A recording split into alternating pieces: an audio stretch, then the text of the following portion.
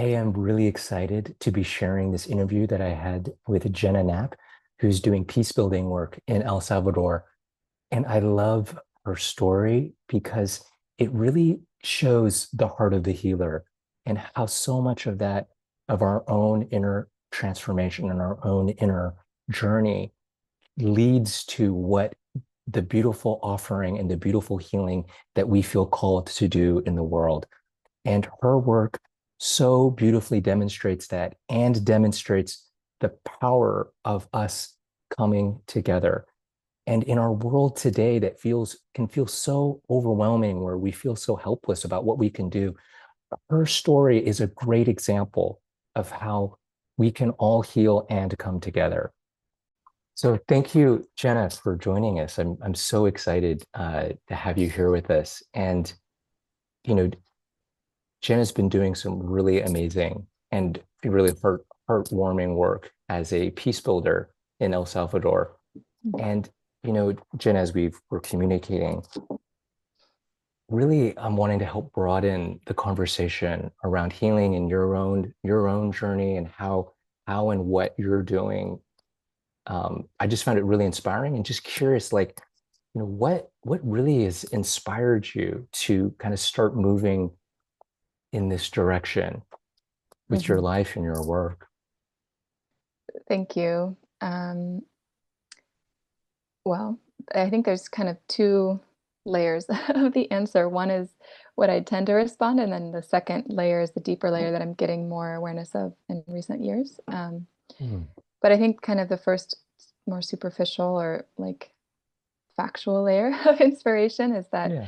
um, when I was in grade school, there was a man who was from the US but had been living in El Salvador for many years, accompanying communities in rural areas for the 12-year Civil War that was all US funded. And so um, he would come every year to my school ever since I was 5 and talk about the Salvadoran situation and talk about kind of the massive amounts of trauma in the wake of something that had been funded by the states. And I remember growing up, he was really fiery, and so every year we would do fundraisers, and it was a pretty like paternalistic entryway into knowing about another country and doing like what's it called, coin wars for El Salvador. Mm, And the very traditional, like, I didn't have a lot of sense of nuance. It was pretty yeah. like patronizing fundraisers without,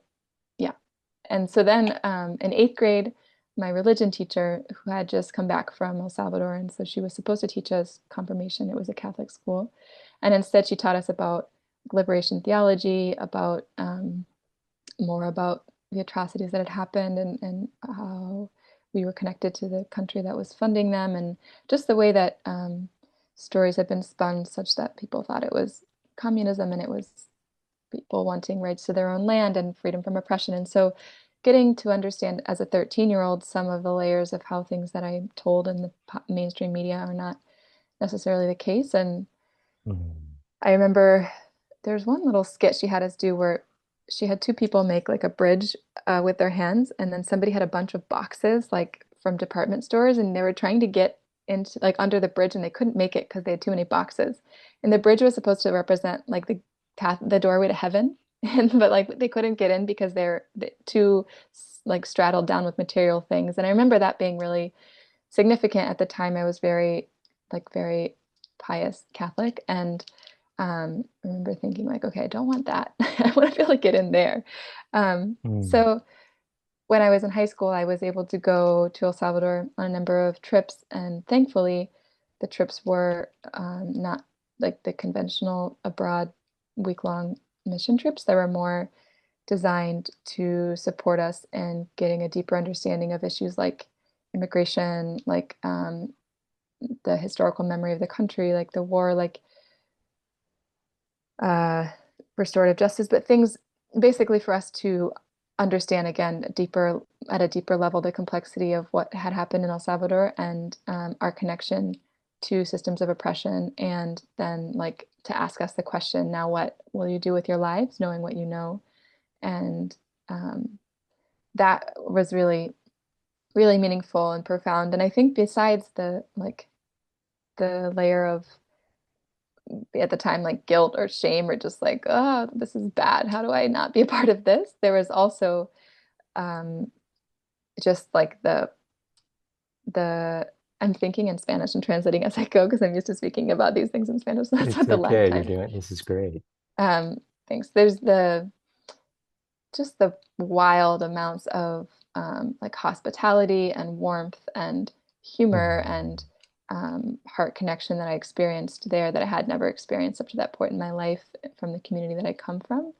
And that felt so welcome to my nervous system. And that's the piece that I'm just now getting more clarity on is there was certainly the like justice, do-gooder, like this is the wanting knowing about the history of the Maryknoll missioner sisters who were murdered there and many of the other martyrs, thousands and thousands, and feeling inspired to walk in their wake. But also, I think at the level of my own nervous system, at the time, I didn't have a sense of my own attachment system and my own rupture and attachment at a young age, and my yearning and craving for belonging and for being able to rest and knowing that I am held and that all of me is welcome, my emotional self, my physical self, and that I'm safe and secure. And so I think in El Salvador, I found um, just a heart centered people. That's quite a generalization, but where I really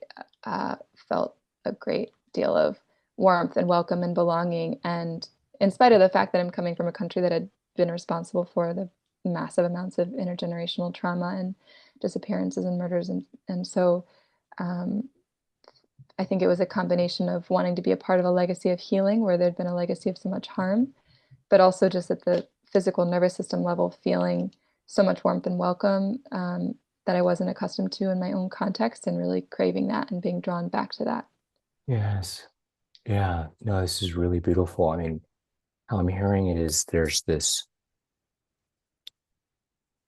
from a really early age, there was something that sparked your curiosity Mm, about them, right? As a very young, something touched you about how this person who came to your school spoke about, their experience. And so it sounded like that spark then led you towards this journey of understanding and like what was that, what is their story, and then there's mm, the understanding of the story of what this country has done, under the name of whatever they call that.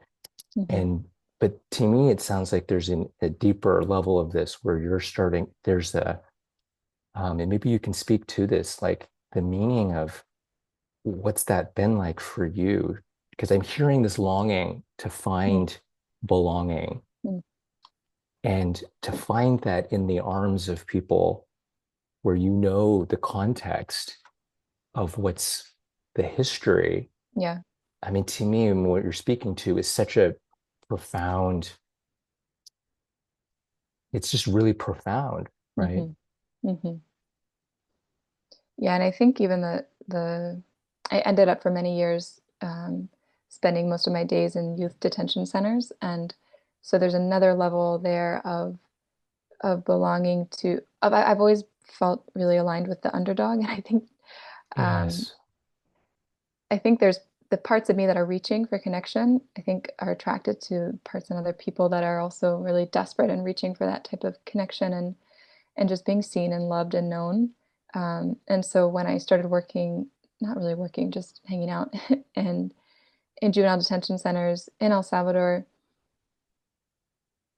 I always can see the light in people, and I'm almost like aggressively or stubbornly drawn into people or situations where other people have written people off and thrown them Yeah. away, locked them up in cages, and I'm really easily able to see just the beauty. I mean, it's so apparent. It's not, I don't think it's a superpower, but it's just spending time in the youth detention centers was such a gift to my life and um, the most the most informative schooling I've ever had, above and away all the formal education of um, being with people, young people who had really had to know, understand like the underbelly of illicit economies and trying to survive in the wake of generations of trauma and violence, and trying Yes. to um, belong to one another in whatever ways they could, and then also being forced to use mechanisms of violence against one another. And um, in those spaces is where I've consistently felt most alive, most amazed, most heartbroken, and that was like an extra layer of belonging beneath the belonging that I already felt in spending time in El Salvador, but spending time in these detention centers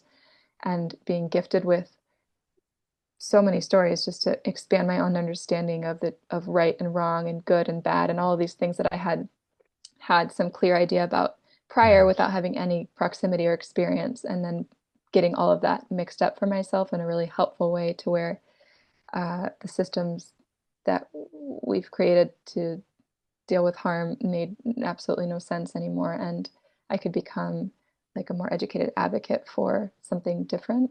Um, Yes. mhm. Yeah. And to me, what you're speaking to, Jenna, is such a, I had my own experiences of, working in the prison system, and there's there's a project I volunteered for a number of years, and one of the there is something. I mean, to me, there's this it's part of the kind of the mystery of healing. It's like who and what is being healed in these dynamics of, Mm. when you're reaching, it's like who's reaching to who, right? Sure. It's like, because I mean, and you're speaking really beautifully to the parts of you and how that how you deeply are resonating with. Now, of course, the context is different, the dynamics are different, the choices are different too. And sometimes that's just what the difference is, and then the societal context, Hmm. all of that changes and influences what actually happens. But Hmm. what I'm hearing is the depth of the resonance and what happens inside of you with doing that kind of work, and how Hmm. meaningful that's been. Yeah, and when you speak to who and what is being healed, I think immediately of just their graciousness and generosity of spirit and sharing their lives and their stories, healing me from the myth of um, or just the belief of separation, just feeling like I'm separate from them, or I'm above, or in some way, all the ways that traditional Yes. systems that we use to set up for ostracizing and caging some and allowing the rest to wander. Just how absurd, and healing my own. In IFS, would be referred to as legacy burdens or cultural legacy burdens of feelings of superiority or of worthiness or of deserving of some type of specialness or of being not incarcerated, and just really being invited into um, relationships that allowed me to question all of that, and also especially to question that separation and systems of separation, and realizing our own, like, the absolute uh, necessity of staying together with one another if we're to keep caring for one another well on this planet as stewards of this planet, and seeing the ways that not only them being caged away, but my own beliefs around superiority, around deserving, whatever it may be, were contributing to my own like permissiveness of those systems and being on board with them without ever thinking about that. So it was really helpful in healing the parts of me that had just kind of gone along for the ride with systems as they are without a deep reckoning and questioning of them, and then a desire to transform them from a place first of just like righteous rage, and then through the Yes. years through the years letting that soften into something that can also not be polarized against whoever, all of us who are part of creating those systems, but seeing what are the needs that are behind those, and how do we tend to all of those needs and do better than what we've done. Yes. Oh, Jenna, what you're speaking is so, so important. And I really want to underscore something. It's like, to me, a part of, and I mean, I'm saying it slightly differently. It's privilege. We're privileged, many of us in the United States or in some of these just Western worlds. And you're speaking to and your life and your story is speaking to a type of healing that people may not even realize Mm. is available, because we live in a way in our world where, you're speaking to, it's almost like it's that's just not that's not mine, or I'm better than that, or there's Mm. something, or oh, woe is them, whatever Yeah. you want to. There's some kind of a distancing Hmm. that people have, and it's a privilege to do that, to Sure. create that separation.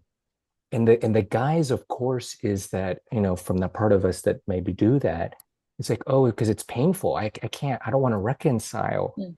what may have been done in the name of whatever it was done in, but the actual effect was just horrible.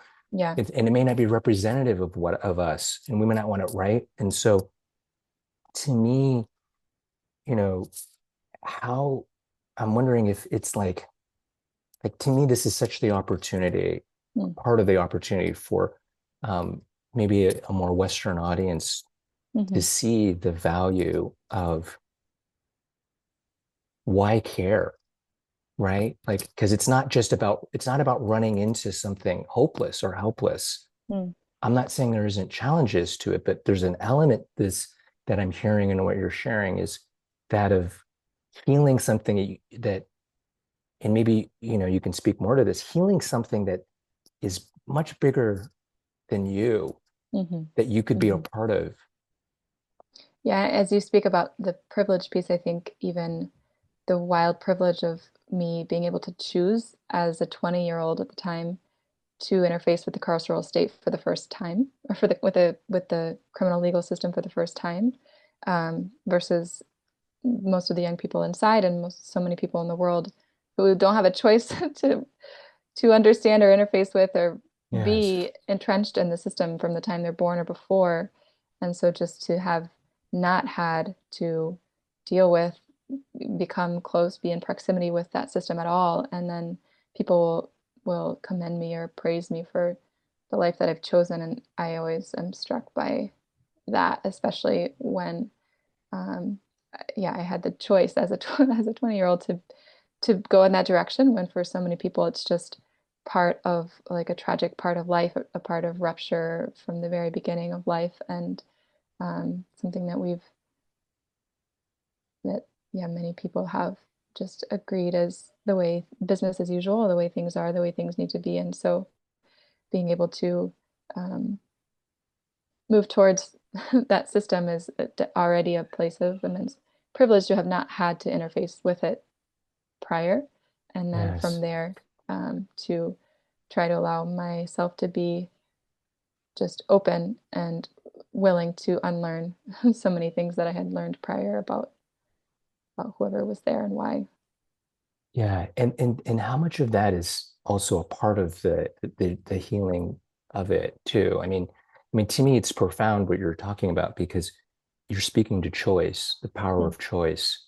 I mean, privilege is the opportunity to be conscious of the choice. And to me, so much of, obviously I know that you're into IFS, which speaks to the power of choice. That, Hmm. we have the choice and how we're choosing to relate to our inner system, in our world around us. And so I'm curious, like, how much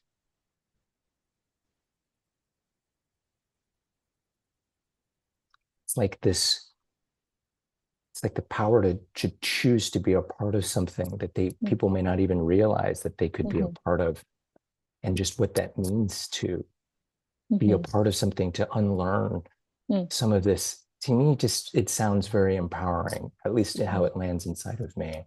Hmm.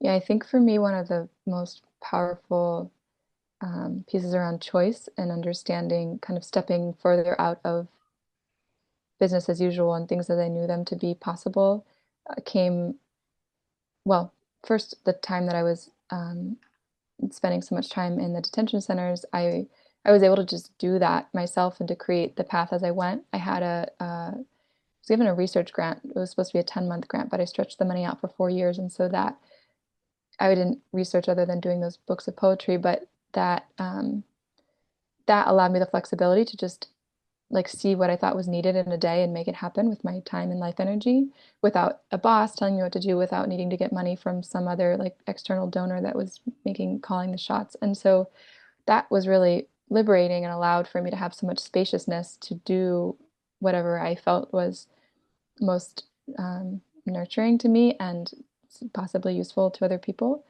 But there came a time in 2018 when I left El Salvador briefly, and right away I was like, okay, I need to be making money. I have to be saving money. I need to be accumulating because that was part of my script. And so I got a job right away and um, just felt like I was in a straitjacket and I wasn't able to see what was needed and respond. I wasn't able to, yeah, I was stuck.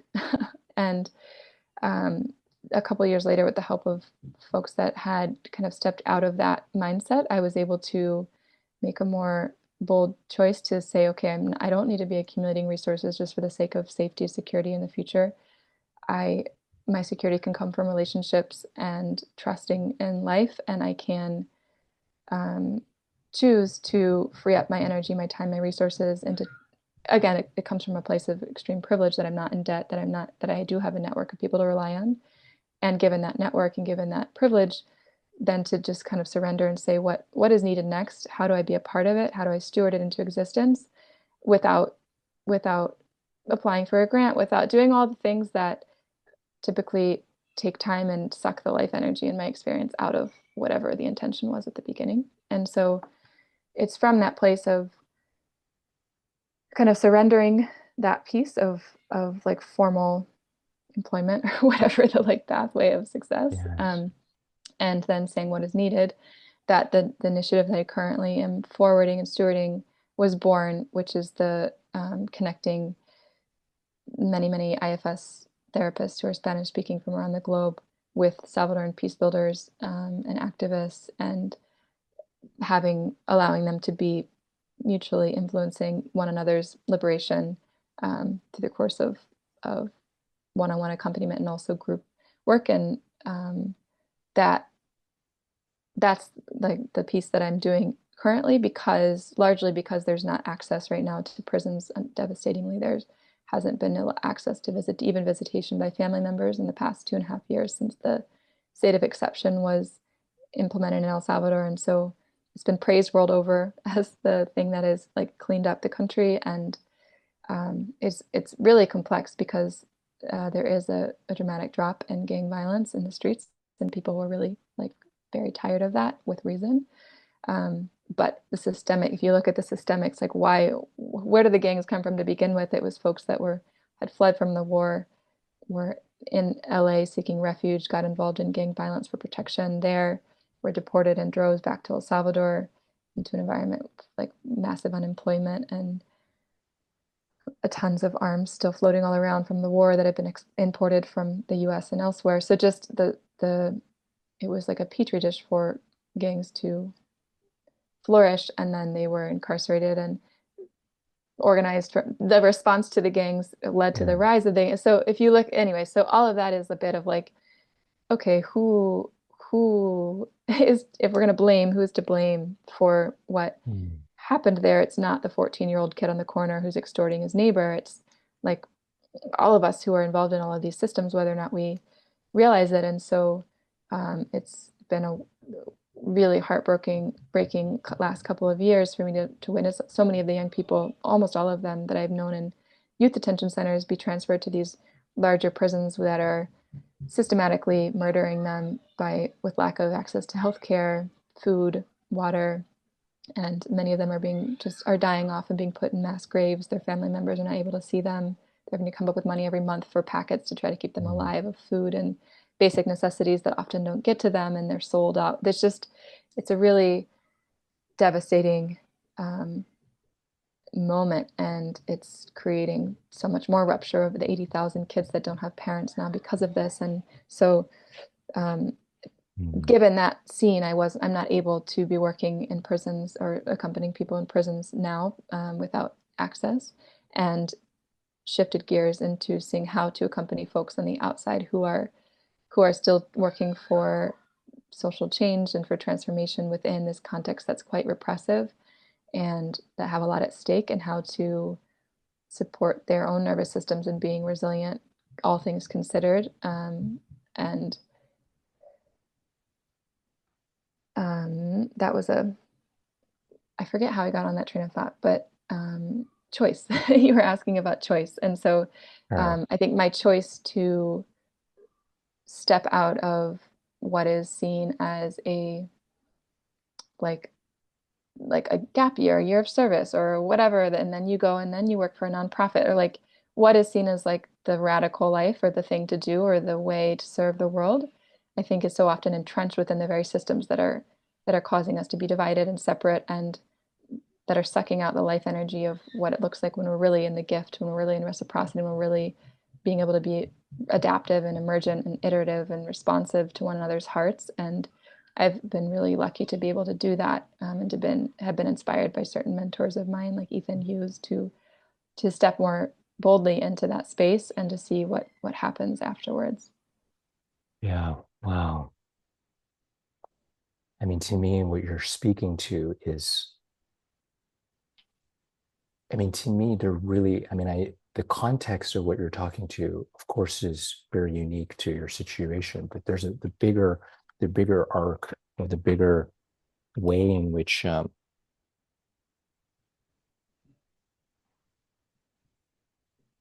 it's like, how much are we just doing things because we think that we have to do it a Mm-hmm. certain way? Mm-hmm. And just because in the bigger system of what is done. And to Yeah. me, what you're talking about, and especially it sounds like when you were 20, I believe you said, when you got the chance to kind of explore, like, how is it for you to just be in present to what is, Mm-hmm. and from there be with, and then through relationship and your own inner calling, and start to kind of work through, or not work through, navigate and just be a part of, steward. You know, you talked about stewarding.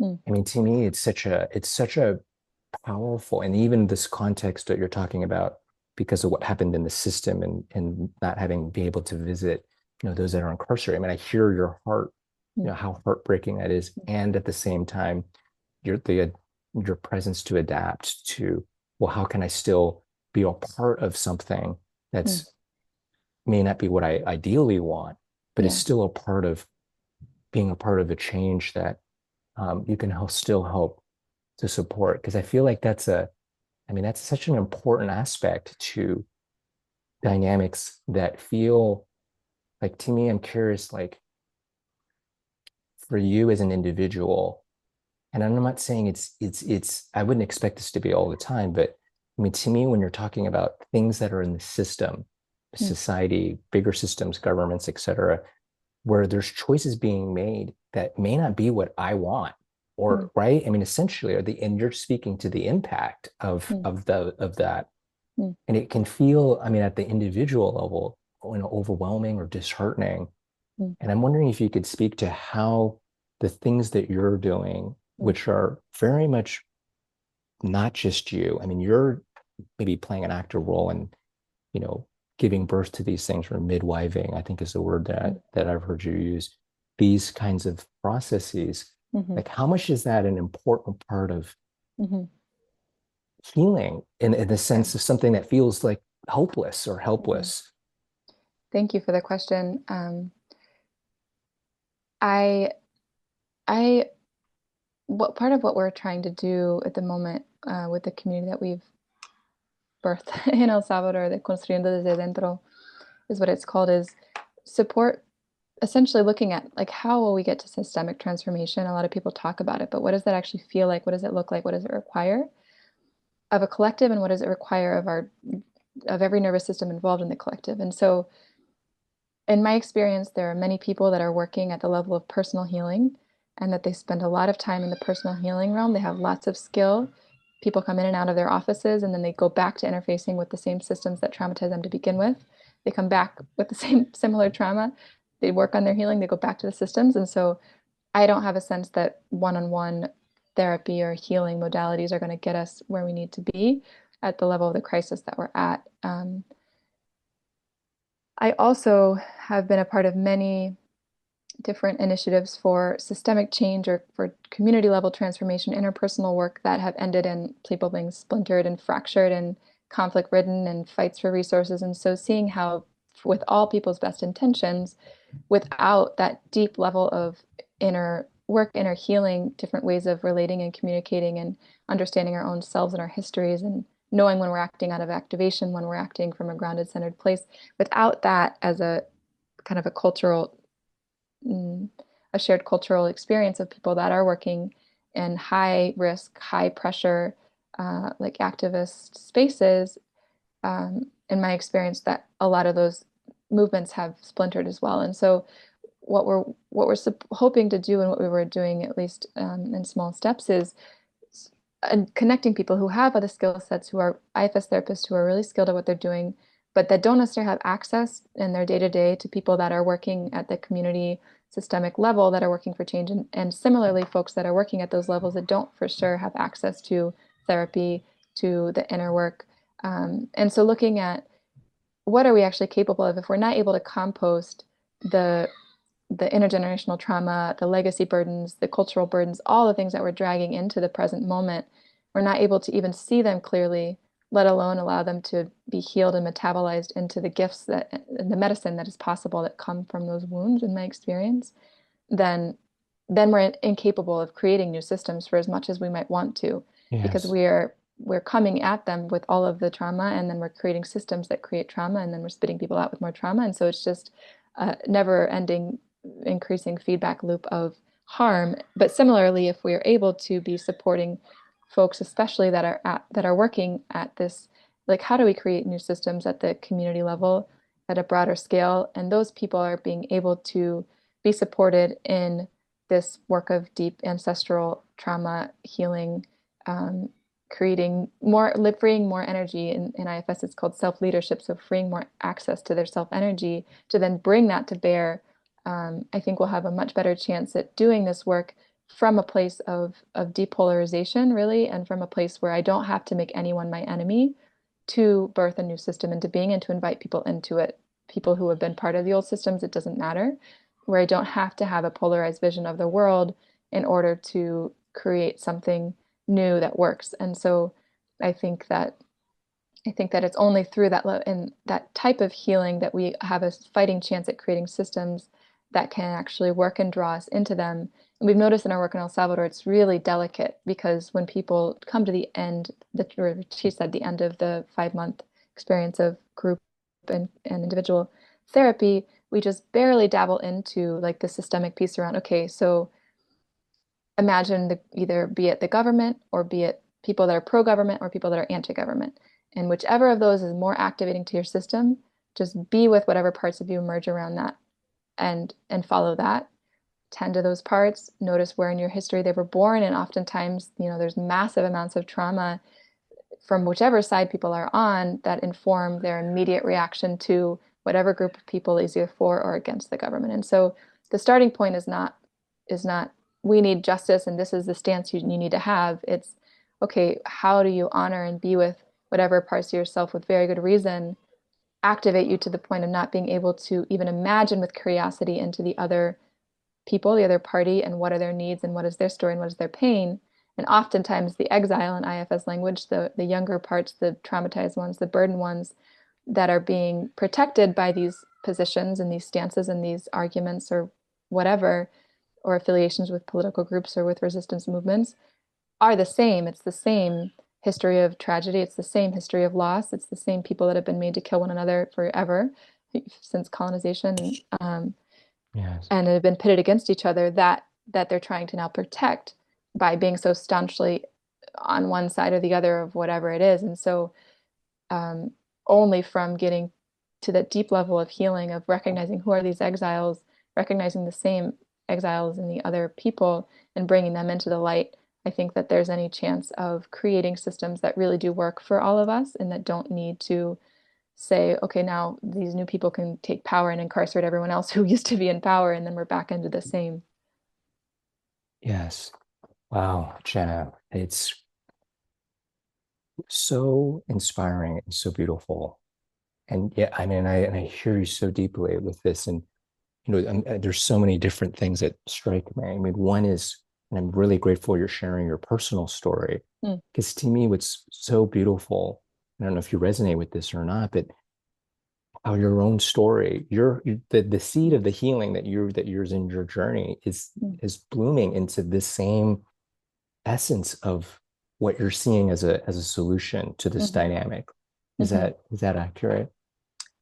It is, and I'm laughing to myself because my dear beloved partner said when he very recently met me 5 years ago that he said, like, what is, okay, you're doing lots of radical work in the world. So what is your deepest wound out of which you're acting? And I was like, what? I don't have a deepest wound. I'm just doing great. And so I was like, what a question to ask. And then I'm like trying to be like, okay, what's wrong with me? And what am I like, how is this Mm. coming out of some like unexamined place? And the time I was like offended. I was like, I'm just fine. I'm living my life and I'm making choices. I'm contributing to the Sure. whole.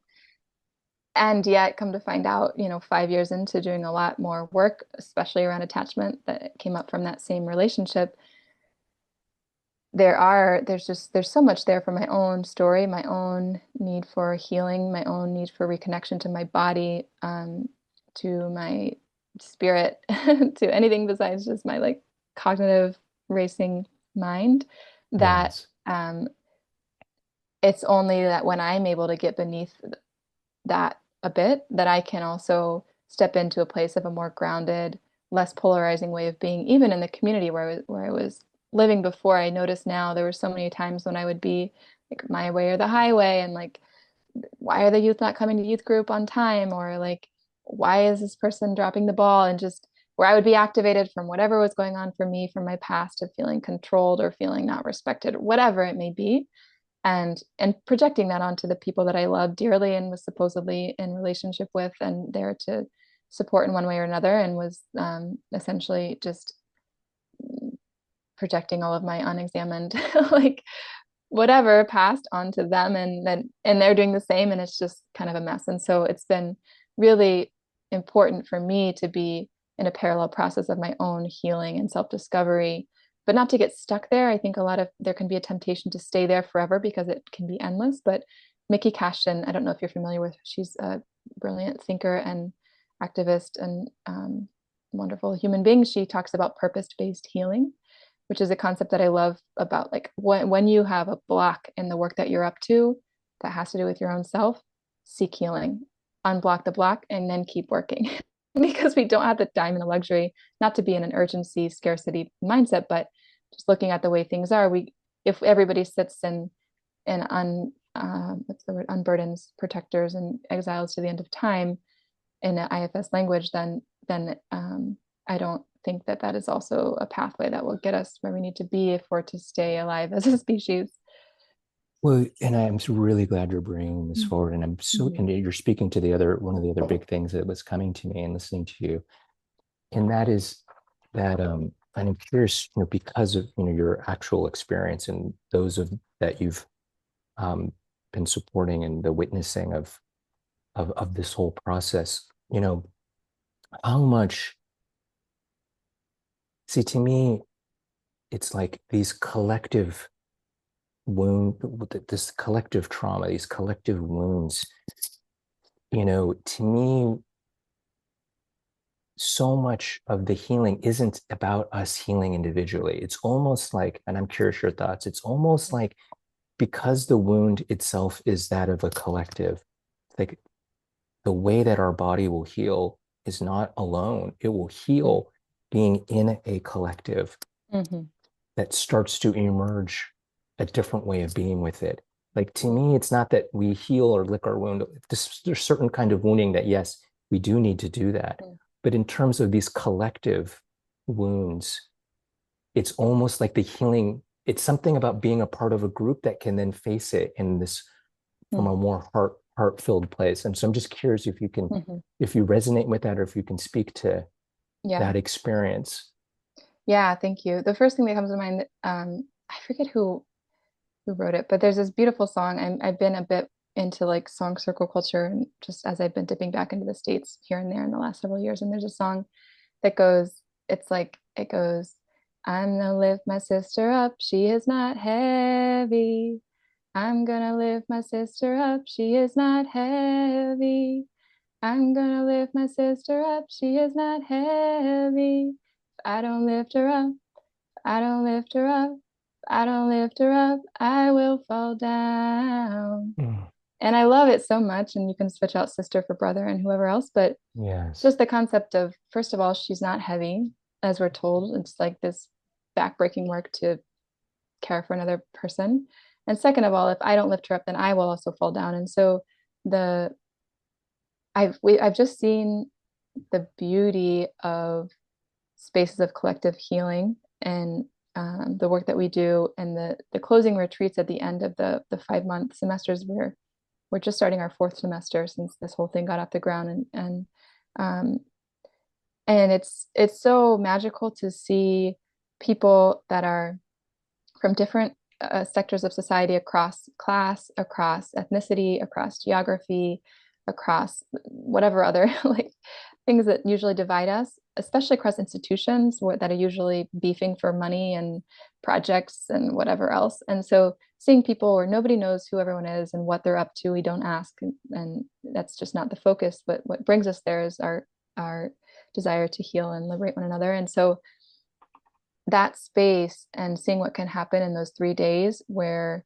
we are just together. And I think where people are healing, doing their healing work in front of other people, and the resonance that comes from watching one person heal, because all of our systems are so similar and all what we care is often so similar, and just it's a system. And so just my system is reflected in yours, and as you heal, I heal, and it's work that I didn't have to do, but you did it for me. And just the power of the collective, and also norming that, because at least in El Salvador, therapy is like not a thing that, especially for men, it's like no way, no how, psychologists are crazy.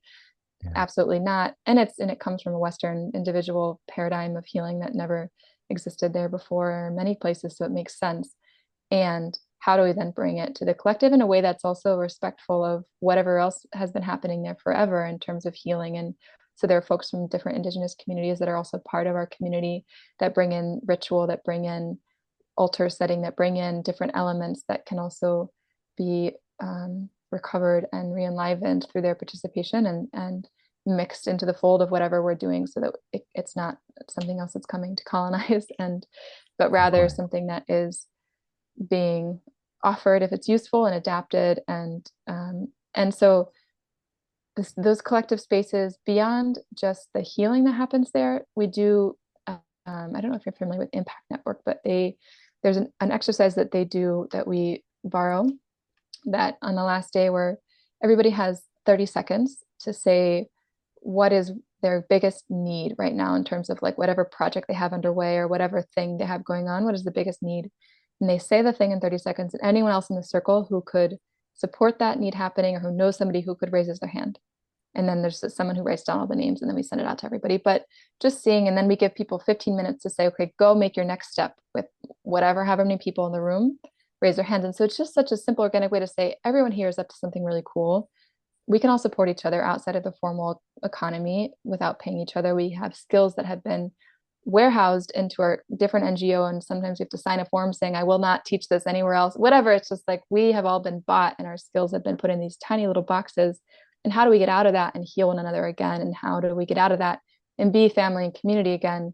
And people have said that that exercise in that moment of the weekends feels a lot like the energy of the Christian-based communities in the early, mid, late 70s and early 80s, that were really at the root of so many of the revolutions in Latin America, although they were nonviolent in nature. But of people organizing and realizing, how do we do this without depending on external funding sources, without depending on anything from the outside? How do we reinterpret our own reality and realize that we're the collective, we're the mazorca, the corn, where it's about the cob of all of us in the corn, not just the Mhm. single kernel? And how do we reclaim that and support those who are going to be the activists in our community and take care of their children while they go and protest? And how do we tend to the crops of the other person who's full-time in as an organizer, trying to support us and getting our basic needs met as a community, and resisting the forces that are not allowing it to happen, calling for change? And of course, in El Salvador and many other places, that was mowed down and ended in the loss of thousands and thousands of lives again because it was a threat to places like the States for whom that was seen as communism, that was seen as whatever scary thing. And again, not to demonize that, that fear comes from the own cultural legacy burdens of scarcity, of whatever it is that's behind that fear is also just as necessary to tend to and heal. Otherwise, it will keep being the pattern, the response to organizing. And so that collective healing, both at the level of personal healing, but also how do we be together again, and how do we look at systems of oppression from a non-polarized stance and see what are the needs all around us and how do we be in relationship and be working on those together. John Paul Lederach is a dear teacher and friend of mine, mentor, and he talks in terms, he's done a ton of work in strategic peace building, and he talks about working with unlikely bedfellows. And I love that term because I think of like, who can I bring together in a room who are unlikely bedfellows and they wouldn't be caught talking if it weren't for me convening them? And then what is here, and what's the magic that can be released when they're in the same space and in relationship and creating something together? And so I think that's something we're able to do through the work that we're doing, is bringing together unlikely bedfellows to see then like what is possible. And we're just in the front end. We're just beginning this and learning things as we go, but it feels exciting to be stewarding something, this type of life energy into existence, also because it's fully decentralized. And so we don't rely, there's a ton that's happening, but it's all in the gift economy. And so there's 98 active therapists who have been in the program. It's a community, not a program, but who have, I'm still in the old school, who have been in the community since the beginning and who are gifting their time and their energy to accompanying peace builders in El Salvador. And there's 248 Salvadoran peace builders who have been in this in the first year and a half, and a fourth cohort just got underway last week of 68 folks. And so people are really feeling the gift and feeling like, okay, they're being lifted up for the work that they're doing. And then because of the recognition of like how they've been kicking ass and taking names for many years without a space for healing, folks are coming in and accompanying that to lift up even more what's possible when they have that space for self-discovery, for healing, for composting. And then from there, those same folks are taking on leadership roles within our decentralized sociocratic structure. And so the thing is able to walk on its own without it requiring the full-time labor of anyone. And so we're able to, all of us, gift our energy into it and keep it going. And the only money that's in it is at the end of each cohort, there's a 3-day training, and we gift that as well. So we seek funding from friends or whoever are people that are allied with us for that. And it's $2,000 to train 50 people for 3 days, including room and board and transport. And if you think about like the level 1 training, it's like half the price for one person. And so it's pretty remarkable. And then we also, the latest thing that is exciting to me is that also because of the energy of the gift and people being excited by this thing that is happening outside of the traditional economic structures, traditional NGO structures, 3 of the IFS lead trainers offered to do a in-person level 1 training in December and January in El Salvador, which is the first level 1 training in all of Latin America. And they're gifting the training. And so it's typically $4,000 for each person, and it's going to be in the gift. And so we still have to come up with about $40,000 for all of the logistics and the transport, the food, the lodging, the flights for the lead trainers, and the month-long, like keeping everyone well and fed. And however, it feels so exciting to be, I think it's the first level 1 training that's ever been a strategic, it's to support a strategic peace building movement. And so folks that are getting trained are the people that have risen up of the 250. They're folks that have been the most dedicated to their healing, the most dedicated to the community, that have been gifting their labor already back into the community. Wow. So those people will be getting deeper integration of the tool. And then for the next at least 2 years, if not more, will be then contributing back to the formation of their fellow peace builders or fellow leaders, really, with anyone with structural power in the country who's trying to do something meaningful, and supporting them in liberating more of their own self energy, more of their own grounded guidance and wisdom to be putting towards that work. And so that is really exciting. That's all just been growing and growing because of the energy of the gift. And it's something that I think if it were just like, this is our 5-month project and we're going to do these deliverables and then we'll send you a report, like, I don't think it would be possible. It's really so, it's amazing.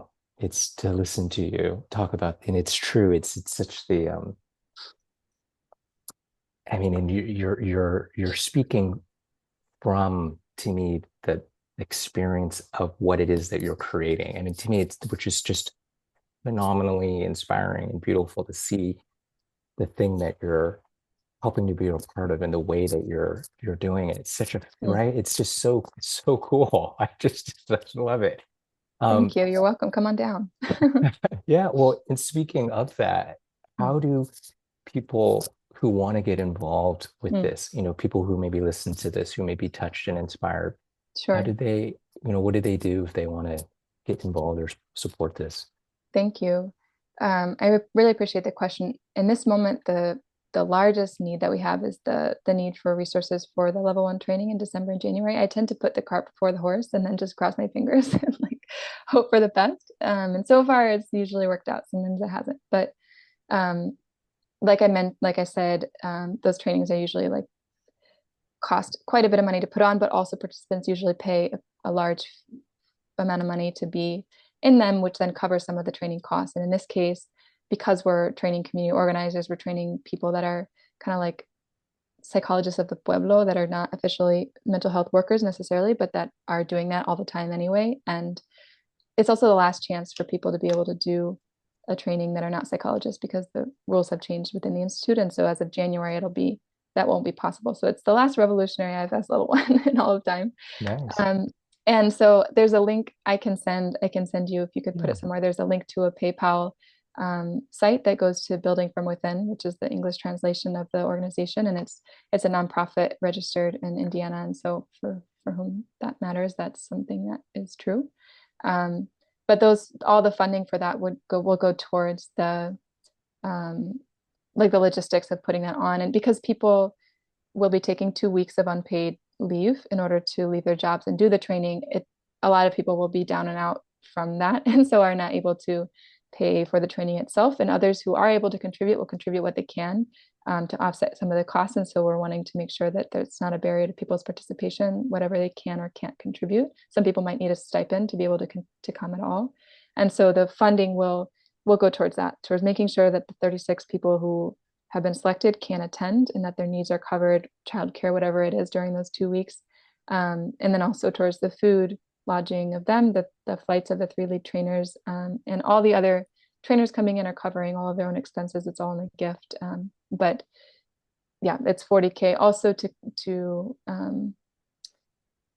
¿cómo se llama? To steward the whatever happens, like when the 36 people are trained, we want to have some resources remaining so that we can, for covering the cost of retreat sites or whatever it may be, so that that energy can really be like captured and catalyzed immediately afterwards into, okay, now that these people have this training, what are the next steps and how do we support at the very least at the beginning that getting off the ground and having a physical space to be then furthering those skills and training other people. Although down the road our goal is to be also economically self-sustaining and to not require outside energy for that. But this is like a one-time surge of resources needed in order to be able to equip this group to then be doing this work ongoingly in a way that hopefully will be more self-sustaining, both economically and in terms of human resource. yeah. Wow, this is great. Thank you so much, Jenna.